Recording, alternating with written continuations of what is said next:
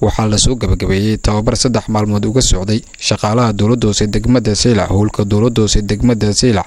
iyadoona tababarkan ay shaqaalaha isku weydaarsanayeen aqoontii ay ka soo barteen tababaradii hore u soo qaateen isla markaasina qaar kamid ay hore u siiyeen maamulka dawladda hoose degmada Seylac oo gudoomiyaha dawladda hoose degmada Seylac Saacad Daar Ciig iyo sidoo kale xogayaha fulinta dawladda hoose degmada Seylac ujeedada tababaradani ayaa waxa ay diiradda saaraysaa isla markaasina kor loogu qaadayaa aqoonta shaqaalaha ka howlgala dawladda hoose degmada Seylac isla markaasina ay si hufan ugu shaqeyn lahaayeen shacabka ku dhaqan degmada Seylac waxaana tababarkan bixinayay agaasimaha waaxda qorsheynta iyo qiimeynta dabagalka dawladda hoose degmada Seylac Cilmi Axmed Wacays iyo sidoo kale agaasimaha maamulka maaliyadda Khadar Axmed Cismaan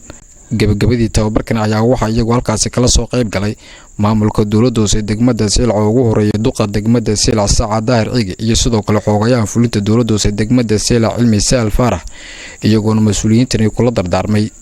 shaqaalaha dawladda hoose degmada Seylac inay wixii halkaas ay ka barteen ay ku dabaqaan shaqadooda sidoo kale waxa iyaguna halkaas ka hadlay qaar kamid ah shaqaalaha dawladda hoose degmada Seylac kan kulli maanta isugu nimidnay waa munaasabad aynu dhamaanteen ka qayb qaadanaynay oo ahaa participation ama dood wadaag shaqaalaha dawladda hoose degmada Seylac ay halkan muddo uga socday 3 maalmo ah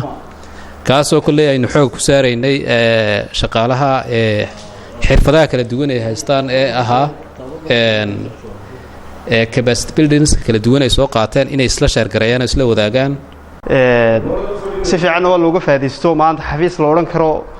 waa laga tagay sidii nacam loo shaqeynayay ma jirto waxa halkan trainerska ay bixinayeen Cilmi Axmed Wacays iyo Khadar Axmed Cismaan aad baa looga faa'iiday haday dhinaca dhowrka tahay haday dhinaca xafiiska barakuumanka tahay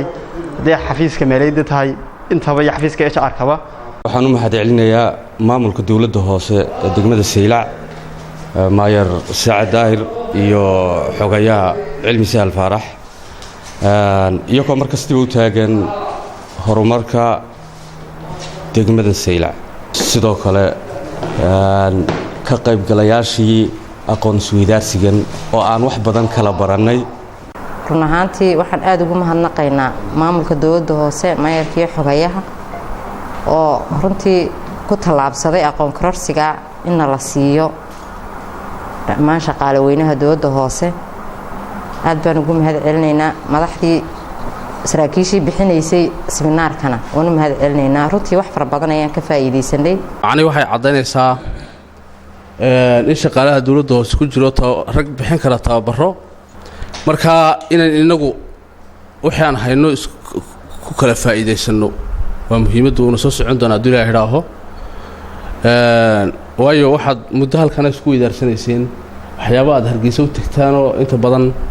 tababarada ku soo qaataan in halkan inagu ka kala faa'iideystaan dawladdan waxa ka codsan lahaa tababarada in la soo dhaciyo oo degmooyinkeena maadaama inagu aynu fognahay wadada aan maraynaana ay adag tahay wixii aad ka faa'iideysateen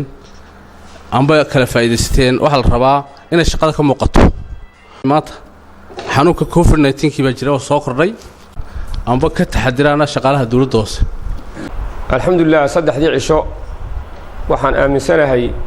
inaad wax badan kala faa'iideen haday xaq aqooneed tahay faa'iideen waxaan salahay faa'iidada aad maanta kala faa'iideysateen halka shaqaalihiinu aqoon isweydaarsiga seminaarada soo barateen waxaad muxuu ahaayay way aragnimo idin soo kordhay in aad idinkuna si kala kororsataan waa muhiim weeyaan waxaan doonaynaa waxa ay maanta aad kala faa'iideysateen inaanu halka ku ekaanin ee aad sii wadaan aqoonta halka ku kala faa'iideysateen waxaan doonaynaa qof walba xafiiskiisa inuu muxuu ahaayay ku shaqeeyo xafiiskiisa laga arko